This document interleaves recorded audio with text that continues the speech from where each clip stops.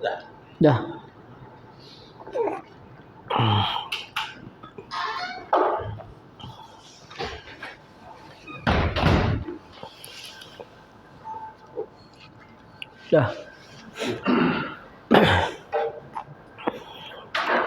Bismillahirrahmanirrahim.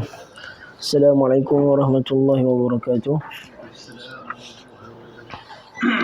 Innal hamdalillah nahmaduhu wa nasta'inuhu wa nastaghfiruh wa na'udzu billahi min shururi anfusina wa min sayyiati a'malina. May yahdihillahu fala mudilla lahu wa may yudlil fala hadiya lahu. Asyhadu an la ilaha illallah wa asyhadu anna Muhammadan 'abduhu wa rasuluh. Qala Allah Ta'ala fi kitabihil 'aziz, ya ayyuhalladzina amanu taqullaha haqqa tuqatih wa la tamutunna illa wa antum muslimun.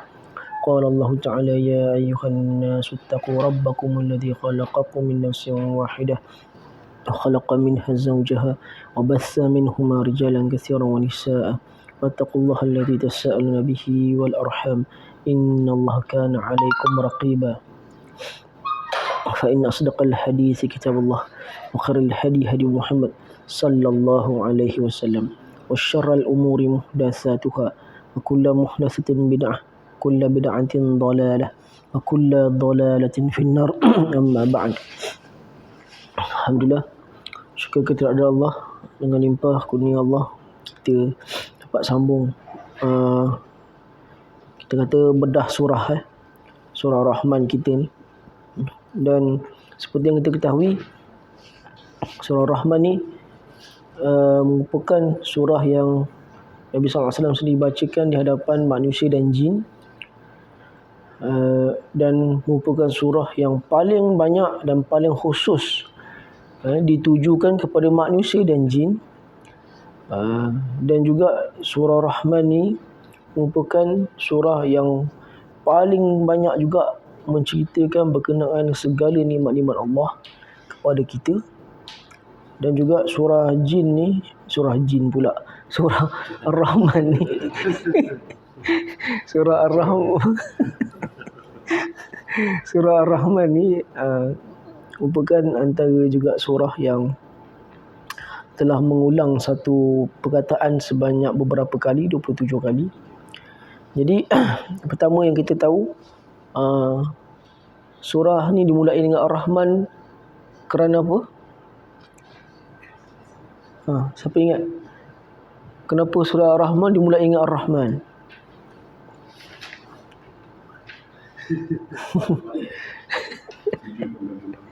Kasih sayang Allah, Maha Pemurah. Maha Murah. Kenapa Allah mulakan dengan Rahman? Kasih sayang. Sayang. Betul. Pasal nikmat. Pasal nikmat. Okey. Ada jawapan lain? Tak ada. Allah mulakan Bak manusia dan jin. Tak ada orang ingat Ar-Rahman, Allah mula dengan Ar-Rahman kerana orang kafir Quraisy tanya kepada Nabi Muhammad SAW kan, Rahman tu apa? Jadi sebagai menjawab pertanyaan tu, satu surah terus. Itu sebab lepas perkataan Rahman tu semua pasal nikmat. Semua ayat dia semua pasal nikmat. Jadi ni semata-mata menunjukkan bahawa kalau kau tanyakan tentang macam mana Allah tu boleh jadi sebagai pemurah, semua nikmat atas bumi, bawah bumi, atas laut, dalam laut, semua diceritakan. Yang pertama, nikmat Al-Quran yang turunkan kepada kita dengan perantaraan Nabi Muhammad SAW. Yang kedua, penciptaan manusia. Dan yang ketiga, bahasa pertuturan yang kita sebut. Seterusnya, matahari dan bulan yang kita selalu nampak. Kemudian kita nampak apa? Tumbuh-tumbuhan yang patuh dan taat kepada Allah. Lepas tu apa dia? Langit yang berdiri kukuh tanpa sebarang tiang. Dan seterusnya, keadilan yang ditunjukkan oleh sekalian alam ini. Yang mana Allah mengingatkan kepada kita tentang ayat ni supaya kita berlaku adil kepada setiap yang bernyawa. Berlaku adil kepada sesiapa pun. Sama ada kepada setiap yang bernyawa, berlaku adil kepada mereka. Dan Allah melarang kita daripada mengurangi keadilan. Bukan Allah bukan larang kita jangan berlaku adil. Mengurangi keadilan tak boleh. Bukan sekadar kata janganlah kau tidak berlaku adil, bukan. Janganlah kau mengurangi pun keadilan tak boleh. Jadi bermakna kena melakukan keadilan semampu yang boleh. Sehabis baik melakukan keadilan. Kemudian Allah menjadikan bumi, tanah kita bijak. Yang mana tanah inilah campak apa pun semua akan tumbuhkan makanan. Nak makan, campak je biji benih, tu keluarlah makanan untuk kita. Dan juga tentang manusia dan jin, Allah ulang lagi nikmat yang dia bagi lagi apa? Diciptakan manusia dan jin. Manusia daripada tanah.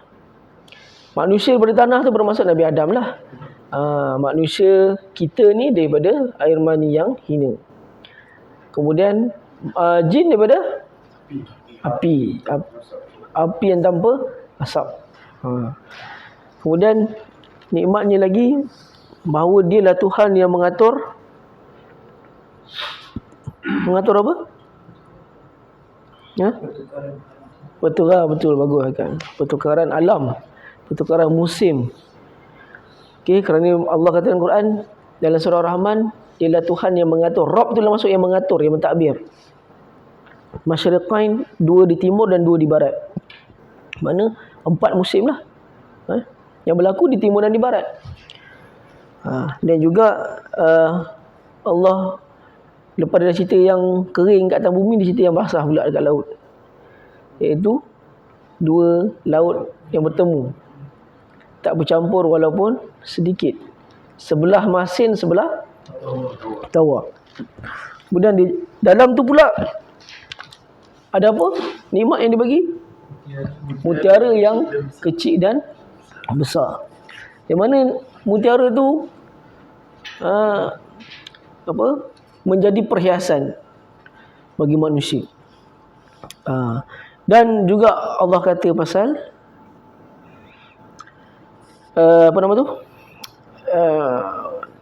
kapal yang berlayar. Kapal yang berlayar, yang mana kapal yang berlayar ni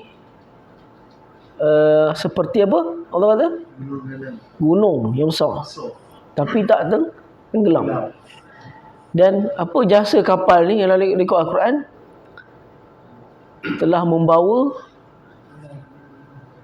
bagus kan, kaum-kaum Nabi Nuh, menyelamatkan kaum-kaum Nabi Nuh yang beriman.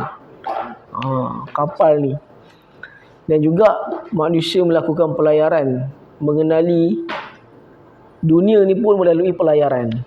So itu bukan setakat tu, pelayar ni Allah mudahkan pelayar ni bukan setakat dibantu di laut, bahkan dibantu di langit melalui bintang-bintang.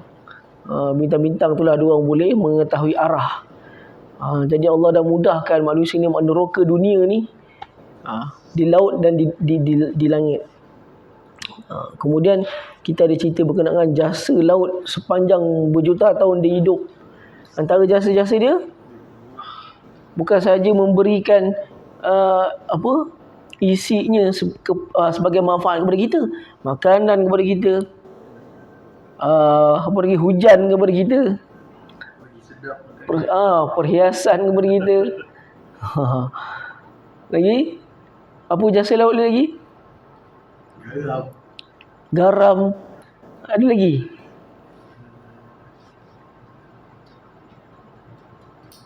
Siapa ingat? Jasa laut. Betul. Membantu perjuangan para Nabi terdahulu. Nabi Allah Musa dibantu dengan laut. Nabi Allah Nuh dibantu dengan laut. Apa lagi? Kan? Nabi Allah Musa bantu orang laut ni beberapa kali. Satu, masa dia kecil. Kedua, masa dia nak melintasi lari daripada Firaun. Yang ketiga, masa dia berjumpa dengan Nabi Allah Khidir pun di laut. Dia belajar pun di laut. So laut ni adalah benda yang sinonim dengan Nabi Allah Musa ni, bantu dia. Jadi laut ni bukan makhluk Allah yang calang-calang.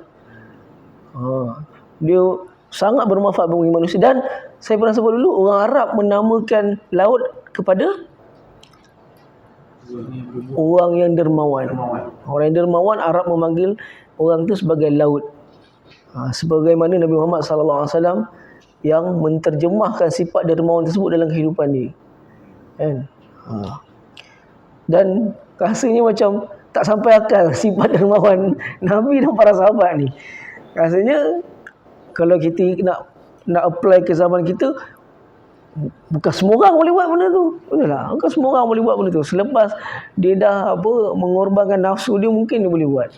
Tapi kalau orang biasa-biasa memang tak boleh nak buat seperti mana dermawannya para Nabi Allah dan juga para sahabat. Dan lepas tu nikmatnya lagi yang Allah berikan.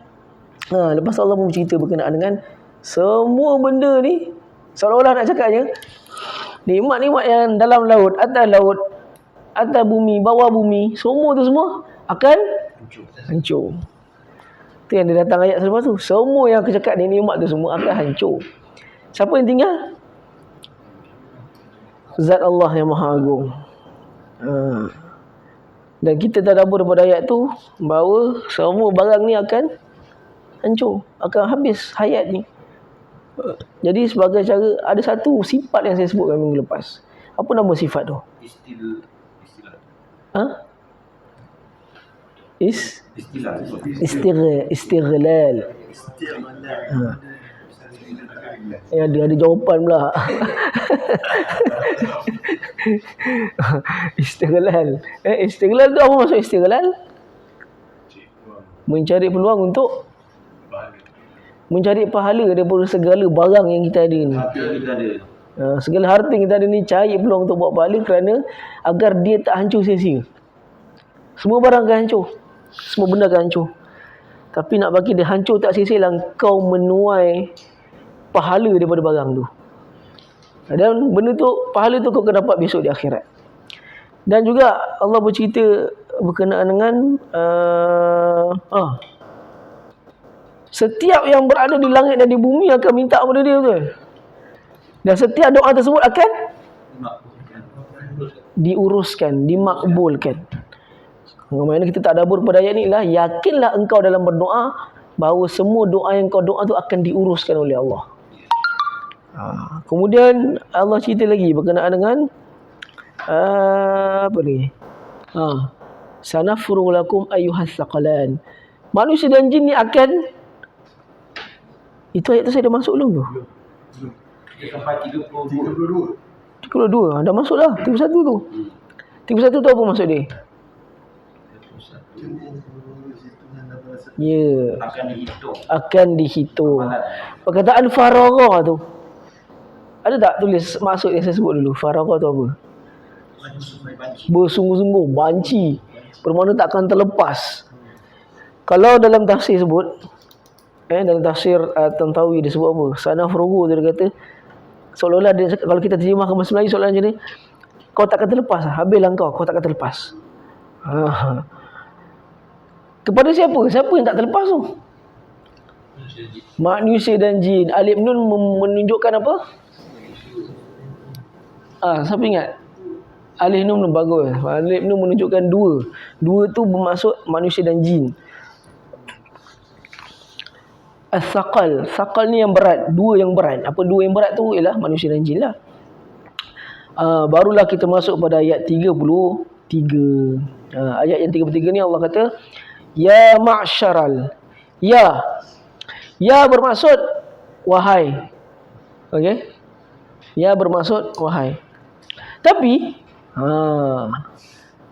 dalam beberapa keadaan, ingat tak Kim? Ada tak Allah buang ya? Sebab apa Allah buang ya? Bagus. Supaya anak orang ingat. Betul lah dia kata. Kadang-kadang dalam beberapa ayat Quran, Allah ni dia buang ya tu. Ya ni maksud kita memanggil. Betul tak? Ya Fairuz tu. Ya Syamin. Kan kita kata. Tapi dalam beberapa ayat, contoh Rabbana Atina.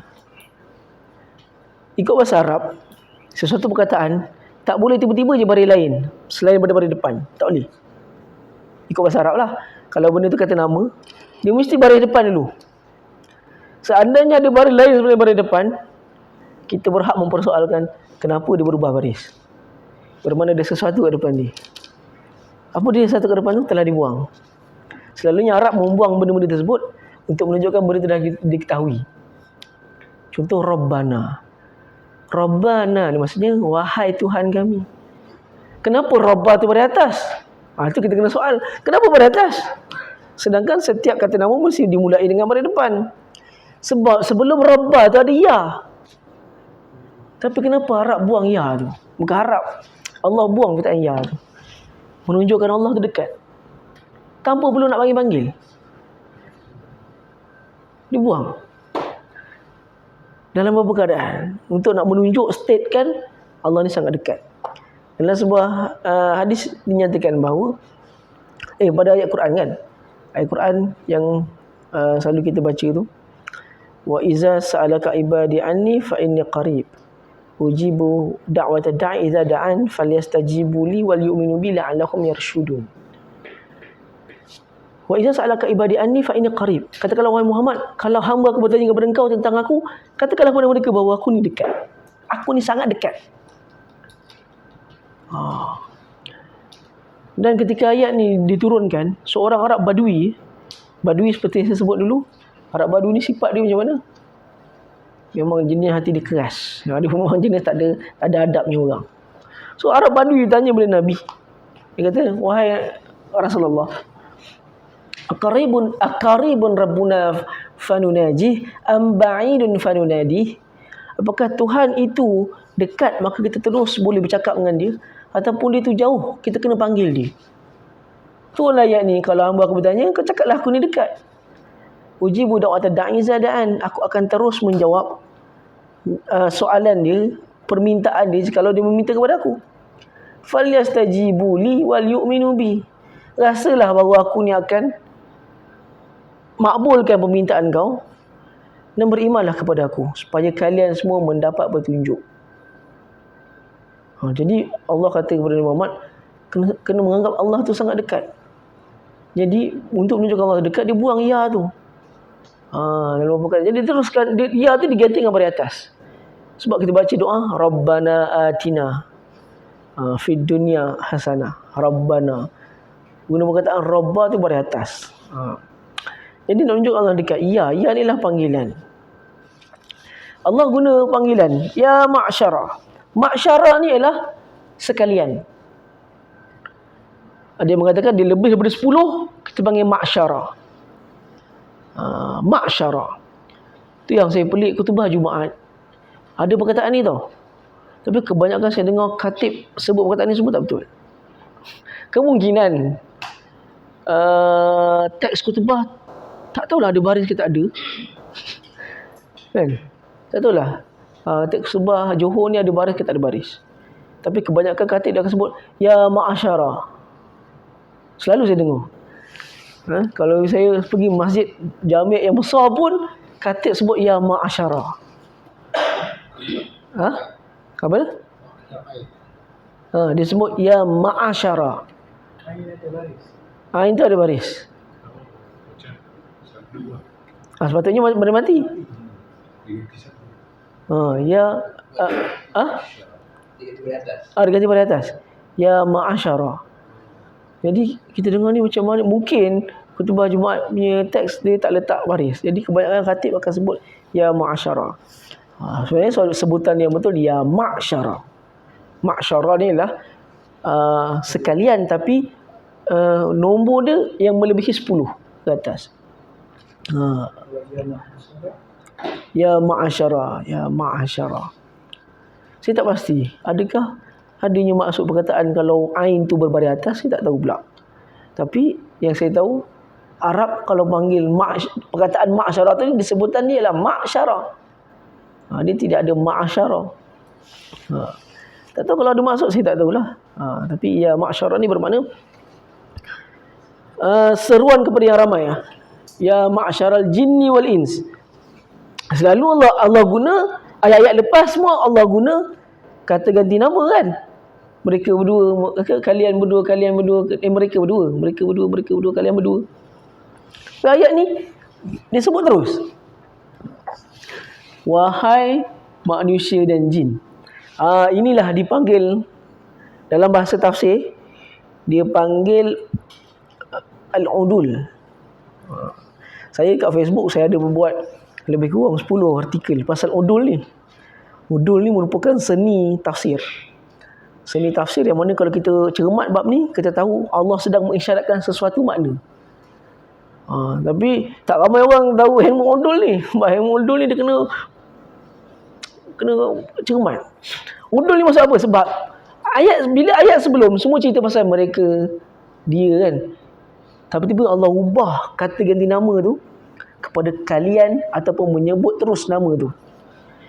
Bermakna Allah sedang mengisyaratkan bila dia berubah daripada kata ganti nama, dia mengubah satu kata ganti nama, bermakna Allah sedang mengisyaratkan benda ni sangat serius. Bukan setakat disebut dua nama, maka disebut ya lagi. Ya tu dia letak pula. Bermakna sangat-sangat serius benda ni. Ya ma'syaral jinni wal ins. Wahai sekalian manusia dan jin. Jikalau istata'tum itu makna kalian mampu. Istata'tum an tanfuzu, untuk menembusi keluar. Kita panggil tembus. Nafaza tu tembus. Contoh macam kita keluar daripada ni pintu ni. Pintu Arab panggil manfas. Tempat tembus. Babun tu pintu. Tapi ada perkataan lain lagi, dia panggil manfas. Manfas ni maksud tempat tembus keluar. Jadi bila kita kata, Allah kata, ini stata'tum an tanfuzu, kalau kalian mampu, kalian berdua ni mampu untuk tembus min aqtari sama, tembus keluar, lari daripada ni langit ni, fanfuzu, tembuslah, cubalah. Dia cakap macam tu. Kalau kalian jin dan manusia mampu tembus keluar, cubalah daripada langit ni, cuba. La tanfuzuna illa bisultan. Takkanlah tanfuzuna, takkanlah kalian dapat tembus langit ni melainkan dengan adanya suatu kekuasaan. Sultan ni apa? Sultan ialah kekuasaan. Tapi saya nak tahu, diorang terjemah apa situ sultan?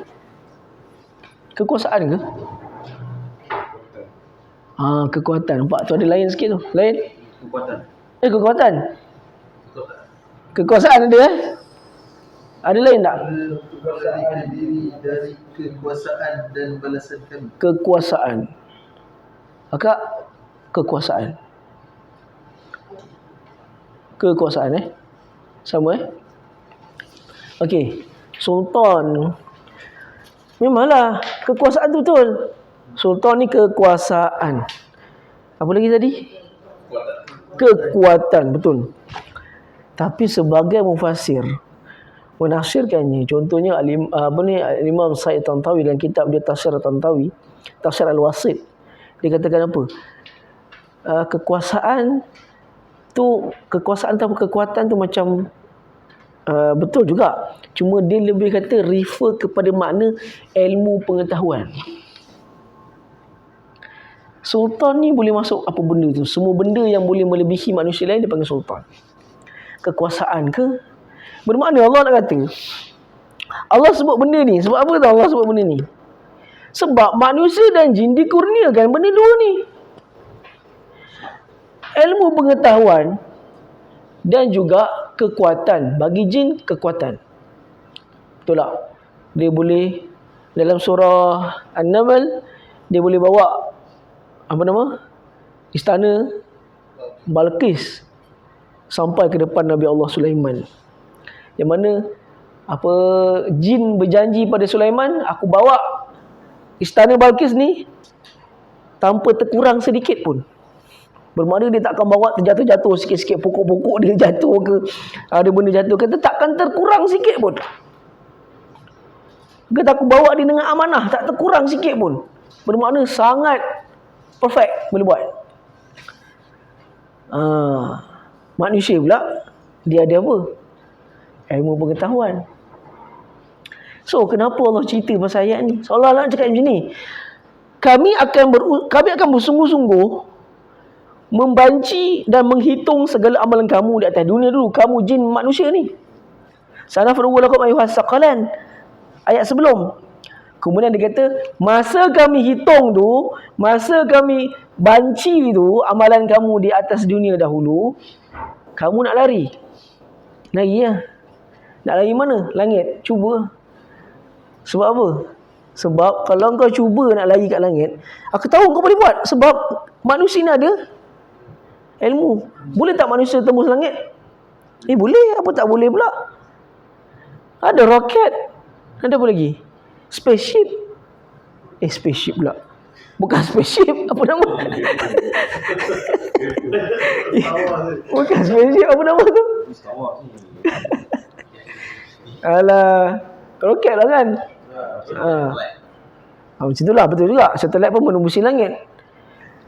Satelit kita ada, kita sini nampak satelit, kita sini nampak dengan apa roket kita. Setakat jin tak payah perlu roket pun dia boleh benda atas. Betul tak? Seolah-olah Allah nak kata memang korang boleh buat benda tu semua, menembusi langit semua korang boleh buat, tapi korang tetap tak boleh buat sebab korang semua di bawah sultan kekuasaan aku. Sebab dia kata kalau kau nak lari sampai ke langit pun, lari sampai ke langit. Lari sampai ke langit. Tapi dan dia kata dia tahu kita ni semua boleh menembus langit. Ayat seterusnya cerita selepas tu dia kata apa? Kalau kau cuba lari ke langit pun, yursalu alaikum asyuhazum minan nar. Kami akan hantar ni api ni pada kau. Kepada kalian berdua aku hantar api je.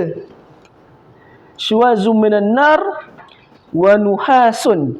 Nuhas ni apa nuhas? Nuhas ni kita panggil ni, kalau tembaga tembaga dalam bentuk pejal, apa pejal? Kalau tembaga dalam bentuk pejal ni dia panggil zubara. Zubar. Okey, zubar. Tapi bila dia dah dicairkan, dia panggil nuhas. Nuhas. Nuhas ni bermakna apa? Cairan tembaga. Dong terjemah apa macam tu? Leburan. Ada yang terjemah lain ni tadi Cairan. Nampak? Betul. So, benda yang dah cair tu, itu nama dia dah lain dah. Nama dia nuhas. Okey. So, nuhas, Allah kata, fala tantasiran. Ketika itu, kalian berdua tak ada siapa boleh tolong.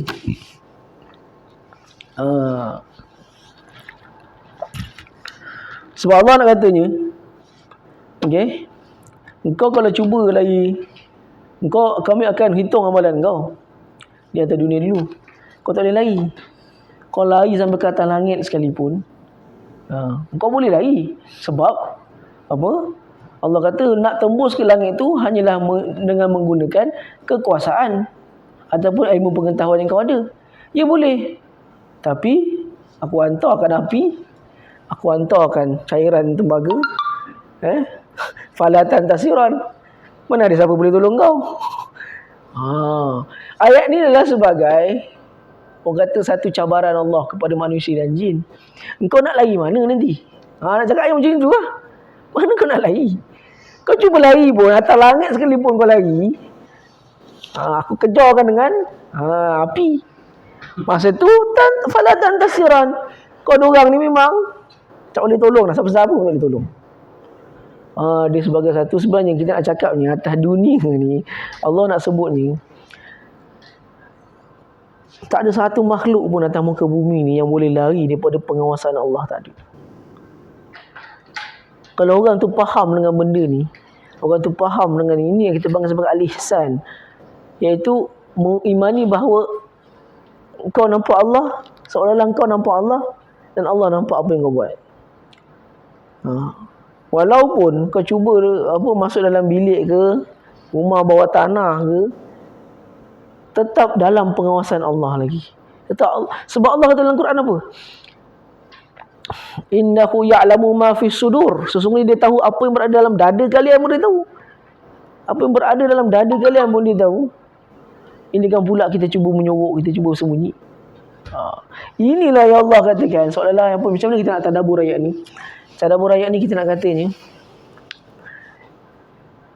orang yang beriman itu adalah orang yang percaya pada benda yang ghaib. Ghaib itu adalah allazina yu'minuna bil ghaib. Ghaib itu adalah nilai keimanan. Tak nampak tu adalah nilai keimanan. Bermakna kau percaya satu benda yang kau tak nampak. Bermakna kau percaya dan kau mengharap pada benda, itulah dinilai oleh di sisi Allah sebagai orang yang beriman. Sekarang ni kalau saya cakap macam ni kan, contoh kan saya kata, kalau kita nak katakan seorang itu sangat percaya kepada seseorang. Contoh, kalau tuan-tuan semua percaya dengan saya. Kalau semua percaya dengan saya, kalau saya kata, saya ni kat rumah ada apa, pun ada motor besar juga, contoh saya kata. Kat rumah saya pun ada kereta besar juga, saya kata. Contoh. Tapi kalau tuan-tuan percaya kat saya, nak cakapnya kalau tuan-tuan percaya kat saya, tuan-tuan takkan tanya kata, kau biar betul Ustaz, betul ke Ustaz? Aku dah pernah pergi rumah kau, pun ada kereta besar, motor besar kan, contoh. Tapi bagi orang yang percaya, dia tak cakap banyak. Betul lah Ustaz. Betul tak? Betul Ustaz, betul. Itu orang yang percaya lah. Sebab dia tahu, walaupun dia tak pernah pergi rumah Ustaz, memang dia tak pernah pergi lah rumah saya, tapi dia dah tahu, ini orang jenis cakap memang kita percaya ni. Orang kata muka boleh percaya, contoh. Muka boleh percaya. Muka boleh percaya kan? Contoh lah. Muka boleh percaya. Itu adalah, boleh kita kata, ini betul orang yang setia. Ini betul orang yang percaya kat aku. Begitulah. Allah menuntut kepercayaan kepada tanpa banyak soal. Tanpa kau nak kata, syurga neraka, tak nampak. Benda tu betul ke? Kata, entah kita mati besok kosong, tak ada apa-apa. Entah malaikat, tak ada. Apa semua tak ada. Itulah orang yang tak percaya. Sebab orang yang tak percaya ni, orang yang enggan untuk percaya, kafir ni, dia nak tengok depan mata dulu pun dia nak percaya. Betul tak? Dia kata, tunjuk mana syurga, mana neraka. Mana syurga, mana neraka, dia tunjuk. Dia kata, tak ada pun. Macam begitu juga dengan orang kafir bila Nabi janjikan bahawa azab Allah akan datang. Yaquluna mata hazal wa'du in kuntum shadiqin. Bila nak datang azab kau ni? Dia nanya, bila nak datang azab kau ni? So sebenarnya mempercayai benda yang kau tak nampak, mempercayai benda yang tak nampak, itu adalah iman yang sebenar. Jadi Allah cuma harapkan daripada kita untuk kau nak masuk syurga adalah kau mempercayai benda-benda yang kau tak nampak ni. Dia semata-mata bukan berdasarkan fakta, tapi berdasarkan faith. Bukan fact, faith. Sebab kalau nak cerita pasal fakta, banyak benda orang akan persoalkan ni, persoalkan tu. Tapi bila cerita pasal kepercayaan ni, tak ada cakap banyak dah. Sebab benda tu dia percaya saja. So itu yang dituntut. Allah kata kita beriman secara ghaib. Beriman secara ghaib. Jadi tu yang dia kata tu, ayat ni, bila apa, ini satu antara musibah antara sama. Bila kalian semua ni akan dihitung amalan kalian ni, bermakna kau cuba lari. Kalau orang yang tahu bahawa Allah ni Maha mengawasi setiap perkara, ada cubaan nak lari ke? Tak ada. Mana ada cubaan nak lari? Sebab kau orang yang percaya. Mana ada kau cubaan nak lari? So nak sebutnya, seolah-olah ada satu keimanan menuntut kau percaya kepada benda ni semua tanpa banyak soal. Itu saja. Apa kata? Seorang penyair ada menyebut. Dia kata apa?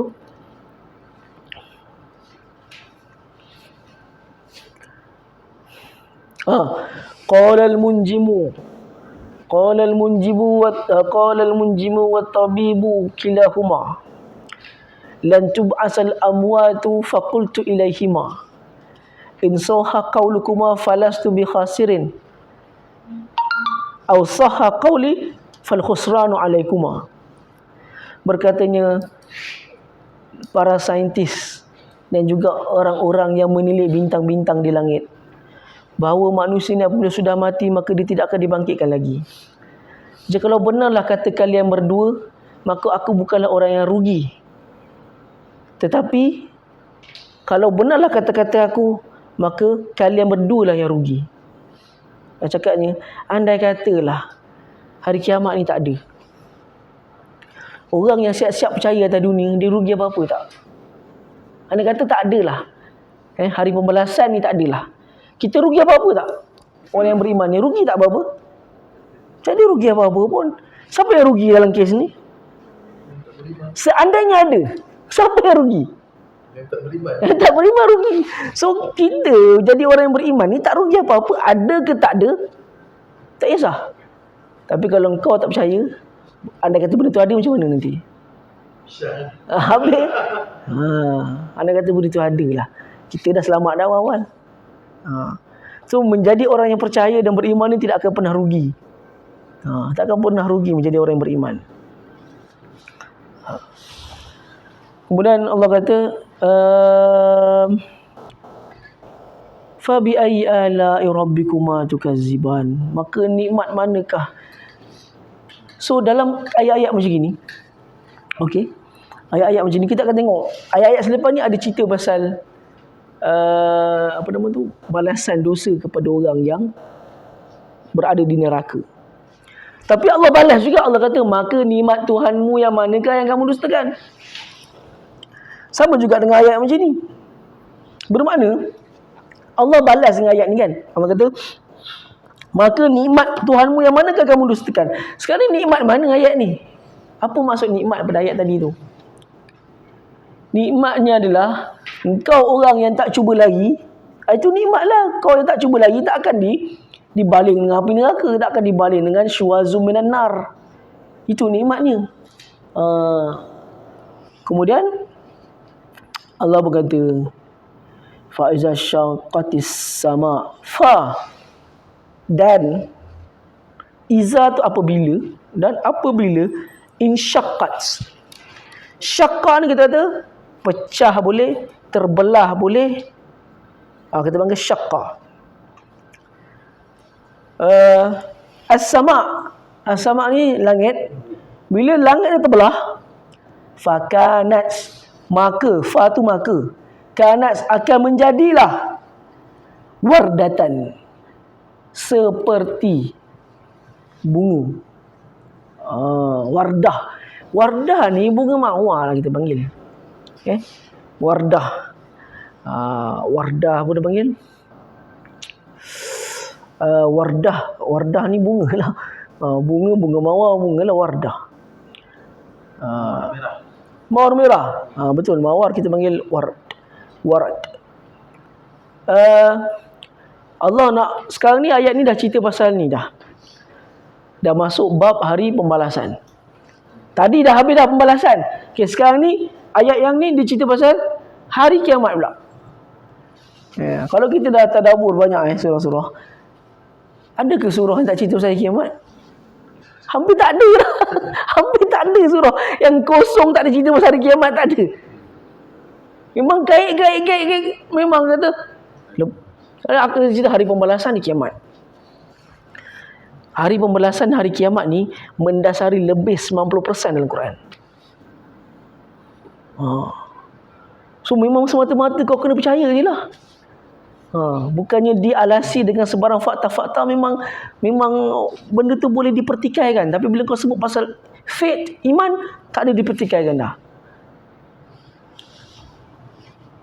Bila hari kiamat nanti, langit akan terbelah. Bagaimana dia terbelah? Sifat dia bagaimana? Seperti bunga mawar.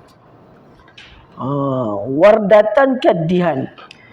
Dihan ni kita kata macam apa nama? Dihan ni minyak rambut tu kena panggil adhan. Betul, berkilat seperti minyak. Dia sebut situ dia sebut berkilat seperti minyak Okey. Pecah-pecah Ya, betul. merah mawar dan berkilat seperti minyak. Dalam ni ayat ni seolah-olah Allah nak sifatkan keadaan bumi ni apabila hancur. Antaranya lah langit. Bila dia terbelah, insyaqqat, terbelah. Sifat dia bagaikan bunga mawar yang berminyak seperti berkilat seperti minyak. Dihan ni memang minyak sebenarnya. Tapi dihan ni adhan. Assalamualaikum. Adhan ni ialah minyak rambut tu, Arab panggil dahan. Minyak rambut. Minyak rambut tapi minyak dalam bahasa Arab ada banyak. Kalau minyak rambut dia panggil dahan. Kalau minyak masak dia panggil zit. Zit. Sampai ke bahasa Sepanyol pun pinjam daripada perkataan bahasa Arab. Sebab kalau Sepanyol panggil al-saite. Al-saite ni adalah az-zait. Dia ambil daripada situ je. So kalau yang tu minyak satuan. Satu lagi adalah ad-dihan. So sebenarnya dihan ni sebagian menyifatkan dia sebagai minyak yang datang daripada, selalunya orang Arab dia pakai minyak rambut, dia pakai daripada minyak zaitun. Dia memang pakai daripada minyak zaitun. Minyak zaitun di sisi Arab ni hampir semua benda dia guna. Dia masak dia pakai zaitun, dia punya minyak rambut pun dia pakai zaitun, dia berubat pun dia pakai zaitun. Semua benda pakai zaitun. Daripada awal pagi dia sampai ke waktu malam dia mesti dia pakai zaitun ni. Pagi-pagi je dia dah tuang minyak zaitun atas sarapan dia, sampai ke malam pun zaitun lagi. Sambil makan tengok TV pun snack dia makan buah zaitun. Orang tak makan snack popcorn ni, orang kalau tengok TV ke memang dia makan zaitun. Itu sebab jambang dia macam ni. Jambang macam ni sebab zaitun ni dia makan. Zaitun kan orang tak boleh terpisah. Dahan ni ialah dia dah jadi macam minyak rambut tu, kita panggil dahan.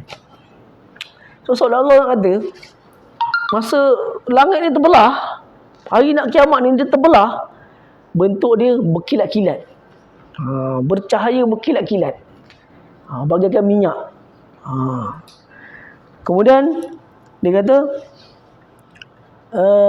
fa bi ayyi ala'i rabbikuma tukadziban fa yauma idzin la yus'alu an zambihi insun wala jan. Fa maka yauma idzin, pada hari itu. Izin tu Hamzah dan Zai, izin tanwin tu menunjukkan spesifik pada hari itu, live betul-betul. Tanwin tu masuk betul-betul pada hari itu, ketika itu, sedang itu. La yus'alu an zambihi insun wala jan. La tidak.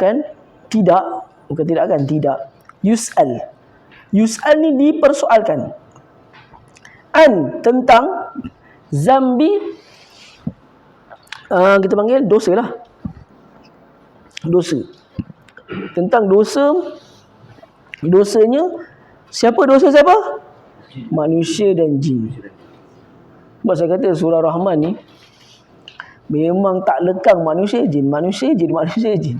Dia tak sama ada dia guna kata ganti nama atau disebut terus manusia jin.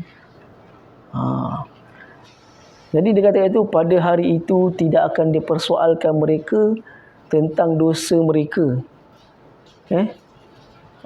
Dosa mereka manusia dan juga jin. Kat sini berlakunya orang kata apa? Kepelbagaian tafsiran para ulama tentang hal ni. Ada yang katakan apa maksud dia tak akan dipersoalkan, sedangkan pada hari ada ayat lain sebut manusia dan jin ni akan dipersoalkan diorang pada hari kiamat nanti. Tapi kenapa ayat-ayat ni dia katakan bila berlakunya hari kiamat ni, pada waktu itu, fa yauma izin, pada hari nak berlaku kiamat tu, semua tidak akan dipersoalkan lagi tentang dosa mereka. Kerana apa? Hari soal dosa inilah pada hari perhitungan, bukan pada hari kiamat. Hari itulah hari kehancuran. Maksudnya dosa-dosa kalian belum dihitung lagi, belum dipersoalkan lagi pada hari itu. Nak cakapnya apa? Dia nak cakap macam ni. Pada hari itu, hari dunia nak hancur, seolah-olah orang kata, lihat dulu, belum soal lagi. Kau punya dosa kau apa belum soal lagi. Kau tunggu waktu hari pembalasan. Kerana dia akan datang hari pembalasan waktu tu. Waktu tu dia panggil yaumul hisab. Hisab ni apa? Hari kiraan, hari hitungan. Al-hisab. Pada waktu tu baru kau akan dihisab. Hari bancian. Hari betul bang. Perkataan banci tu lebih tepat sebenarnya. Hari bancian bermakna memang takkan terlepas lah, walau satu pun. Wala jan ni, jan apa jan? Hari ni famous perkataan jan ni sebab one Saiful one jan kan. Jan tu jan ni lah setiap benda yang tak nampak Arab namakan sebagai jan. Contoh, jin, nampak tak? Janin, nampak? Nampak. Jannah, syurga, nampak? Tak nampak. Semua yang jan, semua benda yang tak nampak. Jan. Okey. Fabi ayyi ala'i rabbikuma tukazziban. Kemudian Allah berkata, yu'raful mujrimuna bisimahum. Yu'rafu, akan diketahui. Wa yu'raful mujrimun, akan diketahui orang-orang ahli neraka ni. Ahli neraka ni akan dapat diketahui tau. Dia punya apa? Sifat dia. Simak ni apa? Simak ni ialah kita kata raut muka, raut wajah. Raut muka, raut wajah. Yu'rafu mujrimun, orang pada hari kiamat nanti, pada hari dah ditentukan syurga dan neraka, orang ahli neraka, mujrim ni penjenayah, asal sebab asal dia. Tapi dalam hal ni kita katakan penjenayah, kita kata ahli neraka lah. Ahli neraka akan diketahui raut wajah mereka, dapat kenal. Raut wajah mereka dapat dikenali. Sebab Allah kata dalam Quran apa? Wa yaumal qiyamati taral kazibina 'ala Allah wujuhuhum muswaddah. Pada hari kiamat nanti, orang-orang yang tidak percaya dengan kitab Allah, muka mereka akan dihitamkan. Muka dihitam. Tak ada nur cahaya langsung. Sebab apa muka dia dihitamkan? Maka dia jadi hitam. Muswaddah. Sawad ni, sawad dia maksudnya hitam. Bila muswaddah, dihitamkan. Sebab apa hitam? Sebab bekas asap-asap hitam, api-api hitam yang berada dalam neraka. Yu'raful mujrimuna bisimahum, melalui raut wajah mereka dapat kenal hari kiamat nanti orang ahli neraka ni. Apa jadi pada mereka? Maka yu'khazu ni kita kata akan diambil, tapi dalam ayat ni kita kata akan direntap, diambil, diseret. Dia sebut diseret. Dia apa lagi? Direnggut. Macam ni. Bin nawasi. Nawas ni mana? Nawas ni. Ubun kepala. Diorang terjemah apa? Atas kepala. Betul lah. Ni kita panggil nawasi. Ubun kepala ni ditarik bin nawasi wal aqdam. Kaki dia pun ditarik. Diseret. Dah lah kita dapat kenal. Malu. Muka hitam nanti. Kau jalan-jalan pun tahu kau ahli neraka. Kan? Kau mundar mandir kat neraka tu. Kau tengok tu muka hitam ni. Tak lain mana neraka lah ni dia kata. Hari kiamat nanti lah. Sebab kan bekas tu.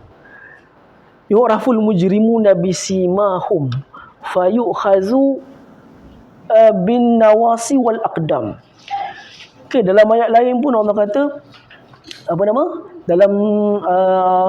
Dalam surah lain Allah disebut ketika mana ahli neraka ni cuba nak lari keluar, Allah suruh malaikat buat apa? Tarik mereka, bawa dia ke tengah-tengah neraka. Dia cuba untuk keluar, tapi Allah suruh malaikat tarik, bawa di tengah-tengah. Contoh macam kita masak dalam periuk, bahagian manakah dalam periuk yang paling panas ketika itu? Tengah. Seolah-olah cuba lari, mana mau pergi? Dia pun ambil, dia pun letak tengah-tengah balik. Fayusabbu ala wajhihi fayusabbu ala ra'sihi bima'in mahin, dan dituangkan di atas kepala dia dengan air yang menggelegak. Dan kena tarik tengah-tengah balik. Kemudian dituangkan fayusabbu ala ra'sihi ma'in hamim, akan dituangkan dengan air yang menggelegak di atas kepala dia. Itu sekarang ni ayat ni dah masuk pasal, mula-mula tadi pasal hari kiamat, sekarang ni dah masuk dalam bab hari pembalasan. Dia dah cerita pasal syurga neraka dah ni. Jadi orang yang dalam neraka ada diberikan as-sima. Sima ni ialah raut wajah, dapat dikenali bisima. Fayu'khazu bin nawasi wal aqdam fabi ayyi ala'i rabbikuma tukazziban. Allah kata ayat ni sebab apa? Beruntunglah, nikmatlah bagi siapa yang tak masuk dalam neraka. Itu sebab dia kata, maka maknakan nikmat Tuhanmu yang kamu dustakan. Nikmat dia apa? Nikmat kau masuk syurga lah, bagi orang yang beriman. Hazihi jahannamul lati yukazzibu bihal mujrimun. Inilah neraka jahanam yang telah mereka dulu semua ahli neraka ni tak percaya. Inilah dia, yang hari ni kau tak percaya, inilah dia. Hazihi jahannamul lati yukazzibu bihal mujrimun yatufuna bainaha wa baina hamimin an. Yatufun ni macam ni tau. Kita mungkin boleh sebut perkataan tawaf, tapi kita faham apa tawaf? Tawaf ni keliling. Tapi Arab juga memanggil perkataan tawaf bagi makna berulang-alik. Berulang-alik pun Arab panggil tawaf. Dia panggil at-tawaf. Okay. So Allah kata yatufuna bainahu wa baina hamimin an. Dia orang ni berulang-alik kena neraka, lepas tu kena siram dengan air hamim. Hamim ni apa? Hamim ni air panas. Dah lah hamim tu maksud air panas. An ni apa? Sangat menggelegak. Sebab perkataan an ni ialah menunjukkan benda yang sangat. An. Situ dia terjemah apa? Ayat, kalau situ dia terjemah apa situ? Air panas. Air yang mendidih. Air mendidih tu je. Yang menggelegak yang cukup. Yang menggelegak yang cukup. Panas ni. Okey, itu betul. Sebab apa? Sebab terjemahan tu dia menerangkan perkataan an. Sebab an ni menunjukkan perkataan tu benda yang terlalu. Sebab Nabi SAW sebut dalam hadis kan, hal syurga neraka ni apa? Mala ainun ra'at wala uzunun sami'at wala yakhtar bi balil bashar. Benda yang tak pernah didengari oleh telinga, tak pernah dilihat oleh mata, tak pernah terlintas oleh akal. Nak cakapnya betapa panas pun kita tak tahulah. Pasal neraka. Hal-hal di syurga dan neraka. Bermakna segala nikmat yang ada dekat syurga pun tak pernah terlintas oleh akal manusia. Kalau nak kata manis buah kat dunia, tak terlintas manisnya pula kat syurga tu macam mana. Tak mala ainun ra'at. Itu sebab ada beberapa ulama menafsirkan tentang bila Allah dah hancurkan muka bumi ni, betul tak? Semua ni bulan dan juga matahari pun hancur. Kan dalam hadis Bukhari ada sebut, waktu pada mahsyar matahari ni sejengkal daripada kepala. Orang pun akan tertanya-tanya, kenapa matahari sejengkal daripada kepala? Kan? Macam mana boleh matahari tu boleh jadi sejengkal daripada kepala? Kerana sebahagian mufassir menafsirkan, waktu tu dia bukan matahari dunia lagi dah. Itu sebab dia boleh sampai sejengkal atas kepala. Dia bukan, kalau ada bulan pun dia bukan bulan macam dunia lagi dah. Kalau matahari pun dia bukan matahari dunia lagi dah. Dia dah di alam lain dah. So, anggur yang kau pernah kenal atas dunia adalah bukan anggur yang ada kat syurga tu. Dia dah anggur lain dah. Kita tak tahu macam mana. Sebab apa? Nabi kita tak terlintas oleh akal fikiran kau. Tapi Allah namakan sebagai anggur. Sama juga bidadari. Lepas ni bang, lepas ni ayat bidadari.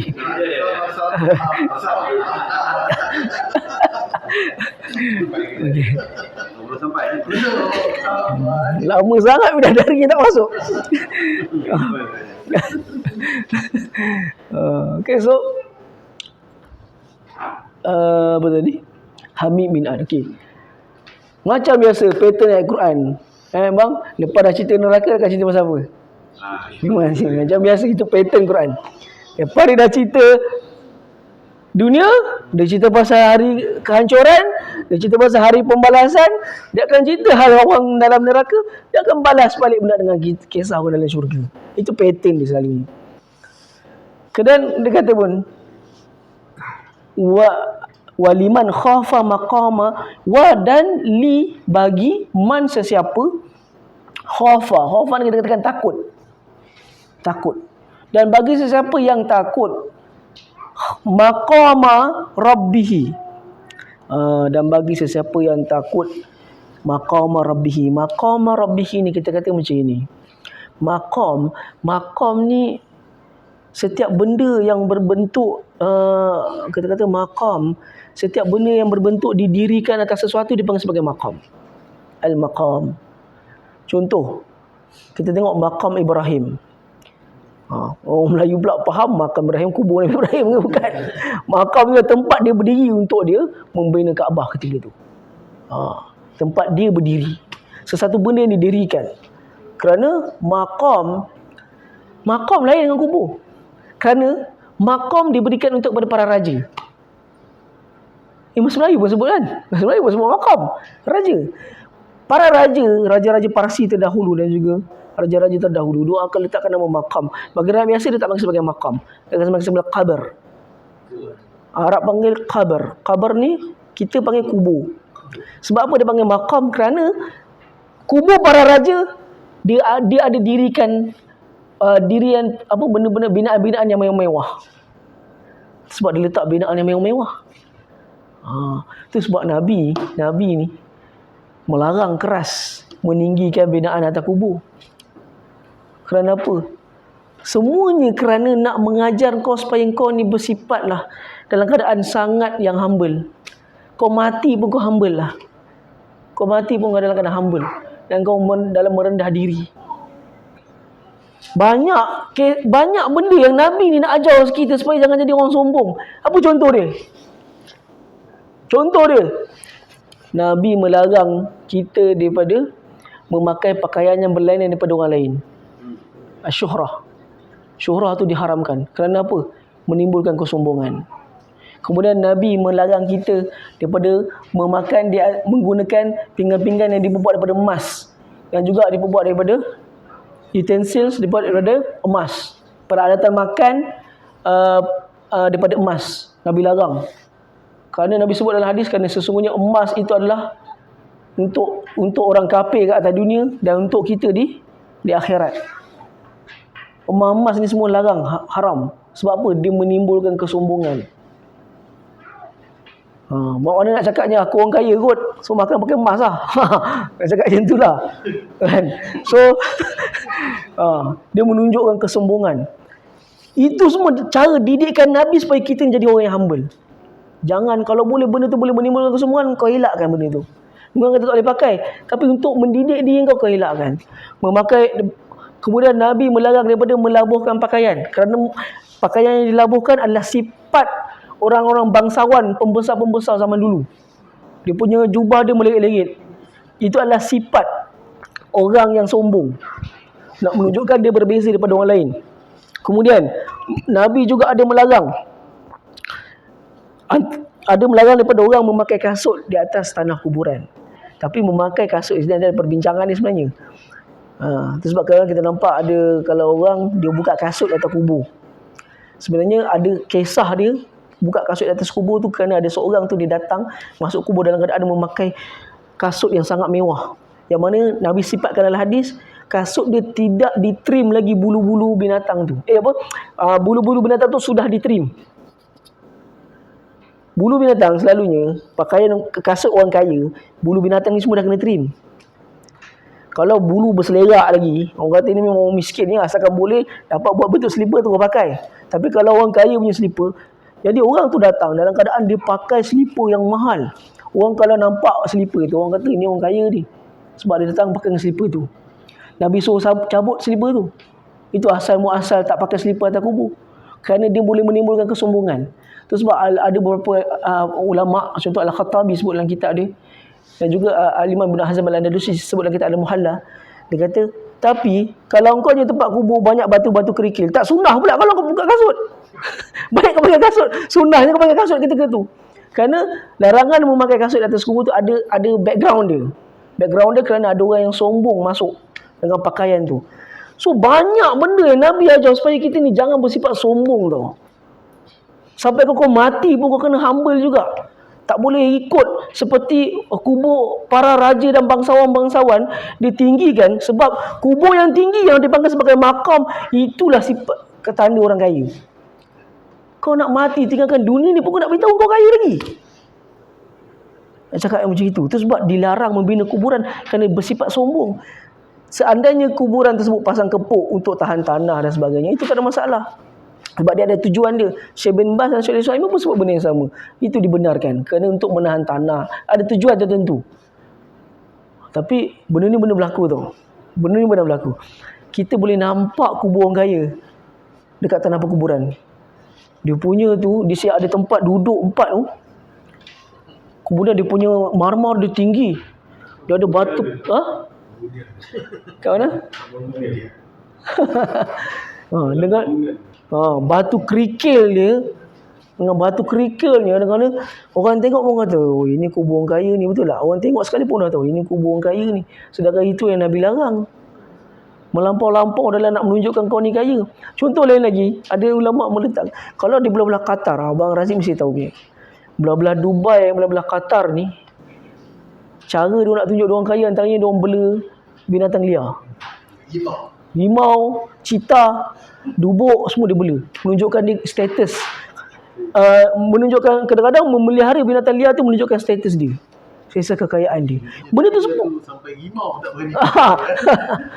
Itu pun menunjukkan antara benda-benda boleh menunjukkan sifat kesombongan. Saya gila tapi tak boleh kompas. Gila. Oh ya. Apa dia orang Melayu boleh. Okey lah. Sombong kan? Kita tengok bagi masuk dia sombong tak ada. Dalam tu. Ada ni mau. Tiga tengok. So benda ni kita kata, benda tidak Nabi didik kita untuk tidak berlaku berbuat sombong ni banyak. Semuanya datang sifat kesombongan. So nak cakap ni, kita kata apa tadi? 46 Waliman khafa maqam. Itu perkataan maqam lah saya cerita tadi. Maqam ni adalah, tapi dalam ayat ni maqam itu adalah kita kata hari perhitungan itu sendiri. Tempat berdiri. Kan saya kata tadi makam Ibrahim tu tempat Nabi Ibrahim berdiri, betul? Sekarang ni tempat kau berdiri di hadapan siapa? Allah pada hari perhitungan. Sesiapa yang takut di sini ayat ni kita kena faham Sesiapa yang takut ketika hari dia berdiri di hadapan Allah, walahul jannatan, maka kedua-duanya dapat syurga. Sebab apa? Saya nak tahu diorang terjemah apa kat situ. Diorang terjemah 2 syurga ke? 2 syurga. disediakan baginya 2 syurga. Okey, 2 syurga. Ada orang lain terjemahan lain tak? Syurga manusia. 2 taman. Okey, abangnya sebab apa? Manusia, syurga jin. Tu baru betul sebenarnya. Tak kala manusia dapat 2 syurga, mana datang satu lagi syurga, betul tak? Sebenarnya 2 syurga tu pun sama seperti yang saya sebut tadi. Setiap alif nun menunjukkan Manusia dan jin. 2 dulu. 2 tu bermaksud manusia dan jin. Sebab Allah kata dia akan dapat, bukan maksudnya dia akan dapat 2 syurga. Masing-masing dapat syurga. Itu maksud dia. Masing-masing akan mendapat syurga. Tapi kita meraham ayat ni. Bukan kau takut time dah berdiri kat depan. Bukan. Bukan itu. Tak ada, bukan itu maksud dia. Kau jangan ingat sesiapa yang takut ketika mana dia berdiri. Memang semua takut time tu. Mana ada orang tak takut? Siapa kalau nak ikutkan, siapa lagi takut time tu? Manusia dah tahu memang aku memang neraka dah ni. Yang dah tahu memang dia ni ke neraka, dia lagi takut sebenarnya. Takkanlah dia yang lagi takut dia pula masuk syurga, tak. Bermaksud ni, ayat ni dah mula pada atas dunia lagi dah. Orang yang takut pada hari nanti dia diri di hadapan Allah, dia tak ada jawapan atas semua benda yang dipersoalkan. Orang ni bila dia tahu aku tak ada jawapan, so aku kena buat sesuatu. Buatlah amalan soleh, maka itulah orang yang mendapat syurga. Bukan kata apa, dan siapa yang takut masa duduk depan, berdiri depan Allah tu maka dia dapat syurga, bukan. Dia terjemah apa situ? Dan orang yang takut akan keadaan dirinya di mahkamah Tuhannya, untuk dihitung amalannya disediakan baginya 2 syurga. Dia tulis mahkamah Tapi ayat tu seolah-olah menunjukkan dia takut time tu. Betul tak? Tak. Sebenarnya dalam, kalau kita baca tafsir pun kita, Fairuz macam mana Fairuz? Dan bagi siapa yang takut akan saat menghadap Tuhannya, ada 2 syurga. Ada 2 syurga. Semua version lain-lain, betul tak? Sebenarnya kalau kita kata bukan masalah apa tau. Dia sebenarnya Masalah takut di dunia, bukan kat situ. tak, maksudnya saya masukkan terjemahan. Terjemahan ni kita katakan kalau yang diselia oleh kerajaan punya tafsir Pimpinan Rahman lah sebenarnya. Itu tafsir Pimpinan Rahman, iaitu yang betul diselia bawah kerajaan punya. Tapi tafsir lain kebanyakannya ada yang tak ada bawah penyeliaan mana-mana. So terjemahan dia bukan di bawah mana-mana penyeliaan. Itu sebab kita akan jumpa beberapa tafsiran. Tu yang dulu saya ingat Abang Razik pernah cerita. Ada tesis PhD dibuat untuk membetulkan balik tafsiran-tafsiran terjemahan-terjemahan Quran terjemahan ni. Ada tesis PhD betulkan balik. Sebab memang betul. Bila kita gandingkan, sebab saya tak akan pakai terjemah yang bahasa Melayu je, memang saya pakai kitab Arab je. Sebab boleh tak kitab Arab dia tunjuk benda yang betul apa. So dalam kalau baca tafsir Wasit, saya baca kitab tafsir Tahrir wa Tanwir Ibnu Ashur. Saya baca tafsir itulah antara 2 tafsir besar yang selalu saya rujuk. Kedua-duanya menunjukkan bahawa ketakutan di situ menunjukkan masa kau tak dunia lagi. Bukan ketika kau berdiri dah habis nak hitung, tiba-tiba depan Allah, time tu kau nak takut. Tadi. So Allah kata dia akan mendapat masing-masing dapat syurga. Itu maksud dia. Masing-masing mendapat syurga. Bermakna bila kau dah takut, kau tahu kau depan Allah besok kau tak ada apa jawapan bila dipersoalkan segala benda. So kau kena buat sesuatu amalan soleh supaya andainya ada amanah yang diberi kepada kau, kau tahu benda ni amanah. Setiap amanah Allah akan persoalkan besok di akhirat. Maka aku kena tunaikan amanah aku. Aku takut besok depan Allah, berdiri di hadapan Allah, aku tak ada jawapan untuk itu. Bila Allah tanya tentang amanah engkau, anak-anak engkau, harta-harta yang diamanahkan pada engkau, harta-harta faraid, harta-harta zakat, segala harta-harta, sama ada dalam negeri atau di luar negeri. Semua harta-harta tu besok semua akan dipersoalkan besok di akhirat. Tapi bagi orang yang takut atau dunia lagi dia takut benda-benda ni semua, so dia jalankan segala amanah, dia buat amalan soleh supaya depan Allah besok dia ada hujah yang boleh dia kemukakan di hadapan Allah. Maka dia boleh dapat syurga. Memang layak dapat syurga sebab dah bersiap awal-awal lagi. Kemudian dia berkata, Fabi ayyi ala'i rabbikuma tukaziban. Maka nikmat manakah Tuhanmu yang kamu dustakan?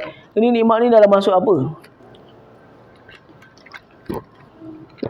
Nikmat kat sini lah nikmat engkau dah bersedia. Itu nikmat ini masukkan maksud engkau telah pun bersedia, maka nikmat itu adalah nikmat yang kau tak perlu dustakan. Kemudian dia berkata, walimat bukan. Sekarang ni dalam syurga pula. Zawata afnan. Kedua-dua syurga manusia dan jin tu, kedua-duanya zawata. Zawata tu kita kata yang mempunyai. Afnan. Biasa saya dengar nama orang Afnan ni. Anak murid biasa nama Afnan. Afnan ni memang kalau kita kata dalam bahasa Arab Afnan, Al-Ghassan, apa tu Al-Aghsan. Al-Aghsan pada Ghassan ni maksudnya apa? Dahan pokok tu Arab panggil Afnan. Dia terjemah apa situ?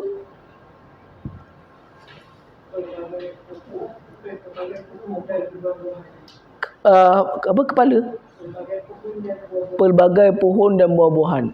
Yang ada berjenis-jenis pohon dan buah-buahan. Oh, tu lebih detail pelbagai jenis-jenis Zawata afnan tu kita ada pelbagai jenis. Betul lah. Zawat ni adalah maksudnya yang mempunyai ataupun ada. Kalau kata pelbagai, ya betul. Sebab dia dah jamakkan perkataan tu. Bila dia jamak perkataan tu, maksudnya benda tu pelbagai. Afnan ni, Afnan macam kita sebut pokok kan. Afnan ni asal makna dia ialah dahan pokok tu. Dahan pokok tu. Tetapi dalam Quran banyak berlaku kes macam ini. Allah sebut sebahagian tapi Allah memasukkan keseluruhan. Itu kita dah belajar kan. Dulu lagi saya dah ajar yang tu. Contoh Allah kata farka'u ma'arraki'in. Maka rukuklah bersama orang-orang yang rukuk. Takkanlah kau sembahyang rukuk je kau bagi salam. Bermakna rukuk itu adalah solat. Bila Allah kata diharamkan bagi kamu daging babi. So orang kata daging babi je lah haram. Memang mazhab Zahiri memang kata daging babi haram. So kulit dia boleh buat kasut. Betul. Memang Zahiri berpandangan kulit babi boleh buat kasut. Sebab hadis Nabi kata apa? Kullu da'ibatin iza dubirat faqat tahura. Setiap setiap kulit apabila disamak, dibuang lendir tu, kalau disamak maka dia jadi suci. So mazhab Zahiri kata kalau setiap Tapi mazhab Syafi'i kata tak. Setiap kecuali babi. Kerana Allah sebut dalam Quran daging babi itu bermaksud bukan daging babi saja, keseluruhan babi. So itu kes yang benda yang biasa berlaku dalam Quran. Menyebut sebahagian tapi bermaksud keseluruhan. So ada apa lagi? Kadang-kadang Allah sebut keseluruhan, Allah masukkan sebahagian. Contoh, wa yadkhuluna asabi'ahum fi adhanihim. Mereka memasukkan jari jemari mereka ke dalam telinga. Kau nak mati masuk semua. Asabi' ni semua ni 10 jari ni masuk. Fikir akal ke kan? Masuk. Apa maksud Allah kat situ? Sebahagian masuk satu lah. So dia pattern dia macam itu. Jadi bila Allah kata apa? Dalamnya adanya dahan-dahan pokok. Tak kalau kau fikir dahan je ke ada? Tak ada. Bukan dahan je. Mana-mana pokok-pokok lah. Afnan. Pokok-pokok buah kita panggil. Betul bang. Perbahasan kulun ni dah pada itu. Setiap. Tapi sebahagian kata bukan setiap. Ada sebahagian. Ada kata tak setiap. So kita nak tolak. Perbahasan tu memang ada. Betul. Perbahasan tu memang ada sebenarnya. Sebab kalau diukur dari sudut bahasa Arab dan juga ilmu usul, valid perbahasan tu. Perbahasan tu memang valid. Betul. Dia masih ilmiah lagi lah. So kita katakan sekarang ni ayat ni dah masuk dalam bab apa dah? Syurga. Sekarang ni dia tengah cerita pasal syurga. Zawata afnan fihima ainani tajriyan. Di dalam syurga masing-masing tu. Sebenarnya para mufassir mengatakan jangan ingat ada dua syurga. Syurga jin satu, syurga manusia satu, tak. Sebenarnya kedua-duanya masuk ke dalam syurga. Di dalam kedua-dua syurga tu, sebab okey, sekarang saya nak tanya, diorang terjemah kedua-dua syurga tak? Ada dalam kurungan itu apa? Dalam kurungan kedua-dua syurga. Okey, betul sebenarnya, sebab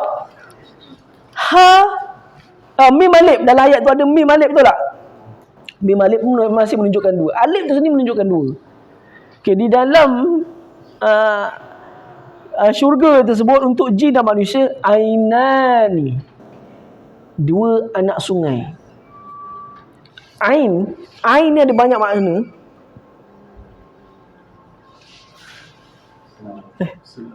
Ada. Assalamualaikum. Ainan. Mana tadi?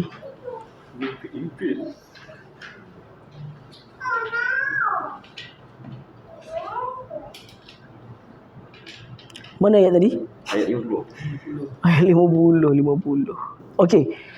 Di dalamnya ainan, dua anak syurga, dua anak sungai. Ain ada banyak makna lah. Kalau kita tahu ain, ada yang satunya bermakna mata, ain. Ada yang bermakna anak sungai, ain. Ada yang bermakna ain ni bermaksud sesuatu tu pun dipanggil ain. Sesuatu. Ada yang bermakna ain tu adalah al-jasus, polis tu. Orang Melayu panggil mata-mata. Pelik apa perkataan tu. Orang panggil mata-mata. Memang dia panggil al-ain. Kalau orang Morocco panggil apa, mata-mata dia panggil al-ain. Allah sekarang ni, ayat ni dah cerita pasal keadaan dalam syurga. Ainan, mata air, ataupun bukan mata air, kita panggil sungai, anak sungai. Dua terjemah apa situ? Mata air yang okey, memancar. mata air yang memancar, tajrian. Okey, sebahagian penafsir, contohnya dalam Al-Wasit oleh Al-Imam Tantawi, dan juga dalam Tahrir wa Tanwir Ibn Ashur, diterjemahkan kat sini tajrian. Kalau mata air, kalau dikata mata air yang memancar dia tak pakai perkataan tajri, dia akan pakai tanbasiq. Ada perkataan inbasiq ataupun tanfajir. Kalau tajri ni mengalir, benda yang mengalir. So mereka mengatakan ain kat sini adalah bermaksud anak sungai yang mengalir, bukan yang memancar. Kalau memancar dia guna perkataan lain. Dipanggil dia guna perkataan infajara, inbasaqa, dia guna perkataan tu. Tapi bila digunakan perkataan ni dalam ayat ni, diguna tajri, bermakna yang mengalir. Fa bi ayyi ala'i rabbikuma tukazziban. Fihima lagi. Fihima tu apa? Pada kedua syurga. Betul. Min kulli fakihatin zaujan. Fakihah ni kita kata apa itu? Fakihah ni, min kulli fakihah, kita kata buah-buahan. Zaujan kita panggil zauj ni, setiap berpasangan kita panggil zauj. Setiap berpasangan kita panggil zauj. Tapi sebenarnya perkataan zaujah, orang kata isteri zaujah kan. Sebenarnya Arab pun tak guna perkataan isteri dengan nama zaujah. Dia guna zauj je. Zauj ni setiap berpasangan panggil zauj. Orang lelaki, suami panggil isteri dia pun panggil zauj. Isteri panggil dia panggil zauj. Kalau orang kata zaujah, ya betul, zaujah bukan kata salah. Tetapi itu adalah amalan golongan-golongan fiqh ketika mereka nak membahaskan tentang bab faraid. untuk membezakan di antara orang lelaki dan orang perempuan. Maka dia letaklah ta marbutah zaujah. Sepatutnya zauj je. Tapi nak cakap kat sini zaujan. Di dalamnya ada pula buah-buahan. Buah-buahan apa? Ya? Berpasangan Yang lain macam mana? Tiap-tiap jenis buah-buahan. Tiap-tiap jenis buah-buahan. Terdapat 2 macam dari tiap-tiap jenis buah-buahan. Betul. Okey, terdapat 2 daripada Dari tiap jenis buah-buahan. okey. Terdapat 2 daripada tiap jenis buah-buahan. Okey, saya lebih setuju dengan terjemahan yang tu. Tadi berbanding yang apa tadi? Saya sebut apa tadi? Berpasang-pasangan. Okey, berpasang-pasangan. Sebenarnya kalau baca dalam tafsir Al-Wasit, dia mengatakan buah-buahan tersebut pelbagai jenis. Dia masukkan benda buah-buahan tersebut pelbagai jenis. Kemudian apa lagi? Muttaqiin. Okey, sekarang masih lagi dalam keadaan dalam syurga lagi muttaqiin. Muttaqiin ni maksud dia apa? Ittikak. Ittikak ni apa? Ittikak ni kita kata macam ada banyak maksud lah. Ittikak ni satu, kalau kita bersandar atas dinding, kita bersandar tepi dinding macam ni, macam saya bersandar ni, kita panggil saya seorang muttaqi, orang yang sedang bersandar. Kita panggil ittikak. Ittikak. Dinding. Satu lagi, ittikak ni ialah kalau orang tu berpaut pada tongkat dia pun dipanggil al-muttaqi, ittikak. Dia berpaut pada tongkat dia. Itu pun dipanggil ittikak. Ittikak. Situ dia orang terjemah apa Bersandar.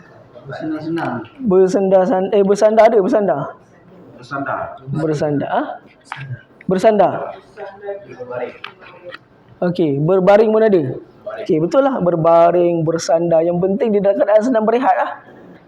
Dia panggil muttaqi. Bersenang-senang. Berteleku. Betul. Itu memang bahasa lama tu, berteleku tu. Berteleku betul. Kalau kita kata dia memang bahasa lama berteleku ni. Muttaqi. Berteleku. Muttaqiin. Ala furush, di atas furush. Okey, furush ni kita kata macam ni. Ni kita panggil al-firash. Yang ni kita panggil pun sama, Arab panggil firash. Kadang-kadang Arab panggil, kalau contoh kalau kat Morocco dulu dia orang panggil mafrush. Mafrush ni benda yang dah siap, perabot ni. Dia akan panggil mafrush. Benda ni telah seolah-olah nak cakap benda sudah terbentang, sudah tersiap. Mafrush.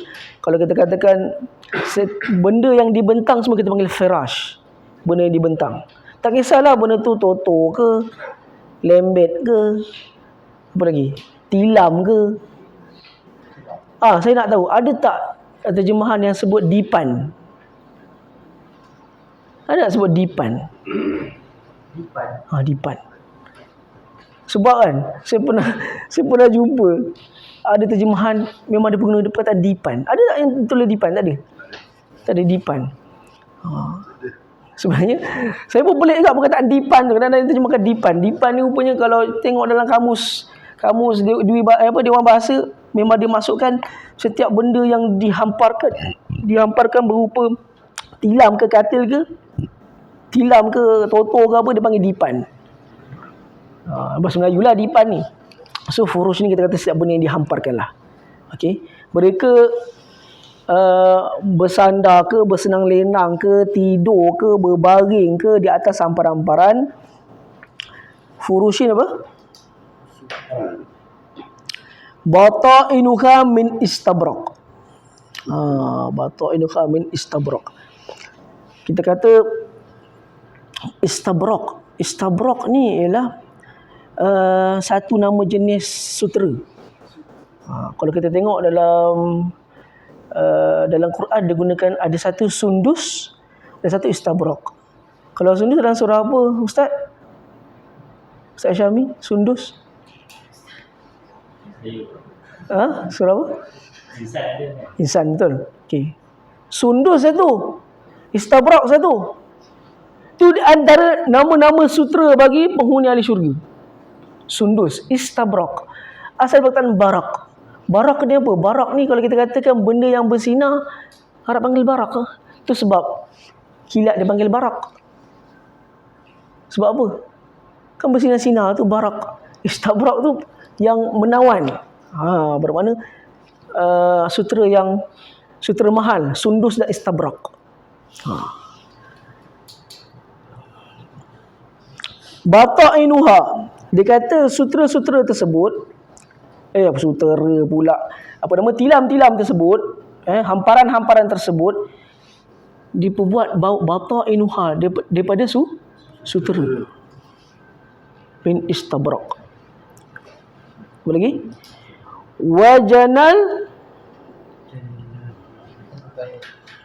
Wajanal jannataini, dan ketika mana mereka ni nak ambil buah, dan ni bukan sempat, itu bahasa Kelantan, tak ada. Okay.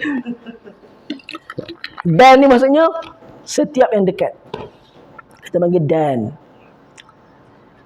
Itu sebab beberapa kitab para ulama kan, dia letak perkataan dan tu. Contohnya kitab mazhab Maliki, As-Samurdani, buah yang dekat. Ada lagi Al-Fawaqih Ad-Dawani, buah-buahan yang sangat dekat. Dan maksud dekat. Bermakna apa? Kita atas dunia ni nak makan buah kena buat apa? Kena panjat bagai, kena ambil galah, kena ambil penggait, kan? Silap-silap naik atas kena kengga, kena gigit. Nak kena bakar dengan asap lah apa semua dulu, baru nak ambil buah. Sana tak payah berasap. Tak payah nak memanjat, kena kengga bagai, tak ada. Okey, kena. Dan ni dekat. Dia sini dekat, dan dalam keadaan sangat dekat.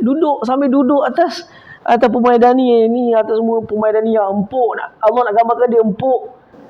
Sutera empuk, kemudian macam ni je. Ambil buah macam tu je, ambil buah. Tak payah nak kata, Kim kau pergi panjat je, tak ada. Tak payah nak panjat-panjat. Dan, Allah kata dan, dekat.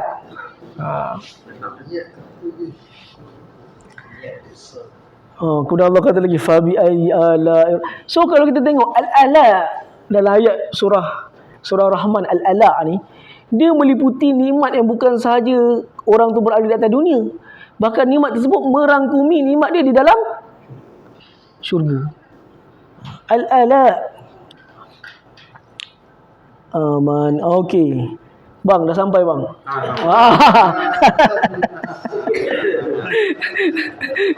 Kenapa payah ni? Banyak kata dia.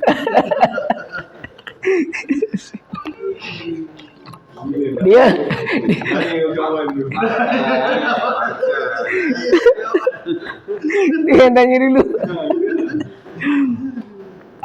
Okey. Fihinna, masih lagi dalam konteks ayat tentang nikmat dalam syurga.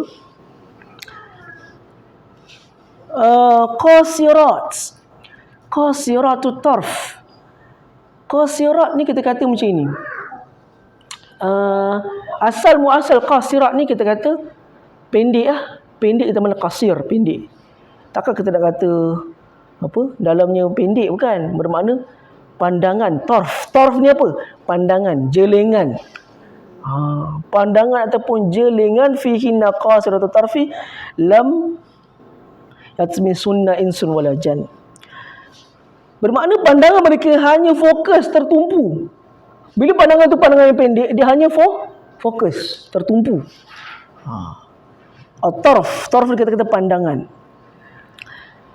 Hanyalah perhatian, kita kata perhatian hanyalah diberikan kepada orang yang masuk di dalam syurga tersebut. Lam yatmishunna insun wala jan. Yang mana bidadari-bidadari semua tidak pernah disentuh oleh sembarang manusia ataupun jin. Allah kena perkataan Thomas. Itu cuma apa itu? Dia tu lah terjemah dia tu. Dia terjemah apa? Saya nak tahu juga. Kalau kita tak terjemah, dia terjemah apa? Thomas. Tidak pernah disentuh Tidak pernah sebelum disentuh. mereka oleh manusia dan jin. Okey, tak pernah disentuh lah. Tak pernah disentuh. Okey, kalau saya cerita perkataan Thomas ni, okey, Tak pernah disentuh sebelum. apa dia? Virgin. Thomas ni bukan virgin sebenarnya. Thomas ni adalah kalau nak sebut pun takut juga nak sebut ni. Dia tak unboxing lah. Itulah. Unboxing dah buka. Sebelum unboxing. Betul. Bermakna betul lah kalau kita kata al-ibkar. Al-ibkar kita kata virgin lah. Tapi perkataan Thomas lam yatmisuna asal. Kalau kita ikutkan, kebanyakan diorang akan terjemahkan lam yatmis tu sebagai tidak pernah disentuh. Perkataan sentuh adalah kata lapik bagi perkataan bersetubuh. Bermakna dia tak pernah disetubuhi oleh siapa-siapa manusia walaupun jin. Lepas tu apa?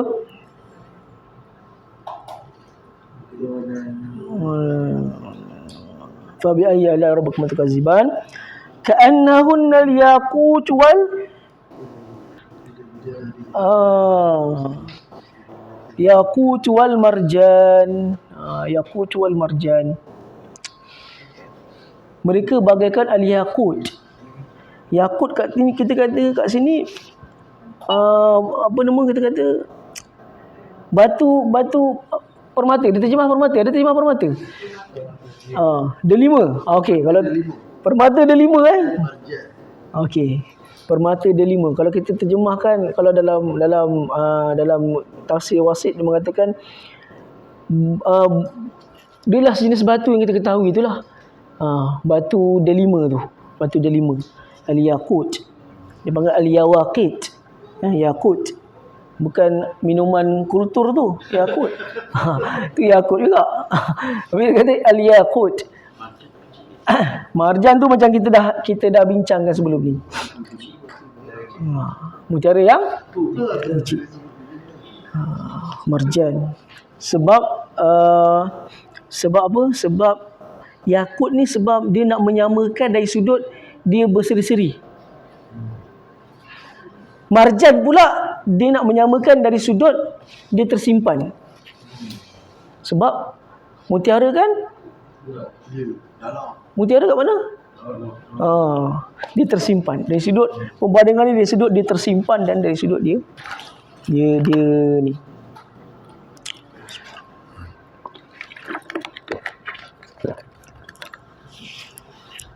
Fabi ayyi ala'i rabbikuma tukaziban ka'annahunna yaqut wal marjan fabil ayyi ala'i rabbikuma tukaziban. Okey, lepas tu boleh disebut hal jazaul ihsan illa ihsan. Itu memang ayat yang Cik Ahmed lah last sekali. Lepas dia dah cerita ni semua dia kata, apa bukankah perbuatan yang baik itu perlu dibalas dengan kebaikan? Orang kata patut ke sampai macam tu sekali, orang kata sampai kena apa, boleh baring-baring semua. Itu bukankah diorang semua patut dibalas dengan benda yang baik? Jadi kalau kita nak katakan benda macam ini, apa yang kita boleh tadabbur daripada ayat ni, hal jazaul ihsan ilal ihsan. Kita nak tadabbur ayat ni, kita mengatakan bahawa hendaklah kita cuba berterusan istiqamah dalam melakukan perkara kebaikan, sama ada kebaikan kita bersama dengan Tuhan ataupun kebaikan kita bersama dengan sesama manusia lain. So dua unsur ni jangan kita lupakan. Ihsan pertama sesama dengan Ar-Rahman, bersama Tuhan yang Rahman. Yang kedua al-insanu bainal insan.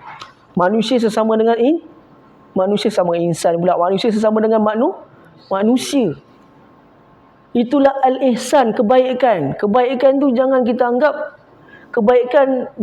sebelah pihak saja.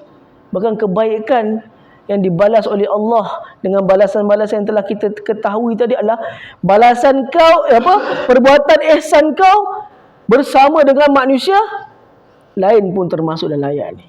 So teruskanlah berbuat baik kepada sesama manusia, berbuat baik dengan melakukan amalan soleh kepada Allah.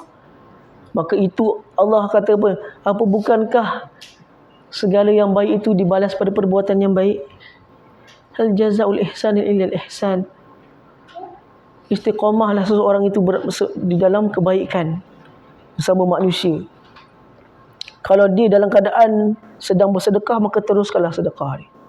Kalau dia dalam keadaan sifat dia menjaga hati orang lain, maka jagalah hati orang lain. Jadi mungkin macam biasa lah, sebelum kita menghabisi kuliah kita pada malam ni, saya ambil masa, kita ambil masa lajak sikit. Okey, ambil masa lajak sikit untuk kita bermuzakarah antara dua pihak, baina tarfain, di antara dua pihak berkenaan dengan ayat telah kita bacakan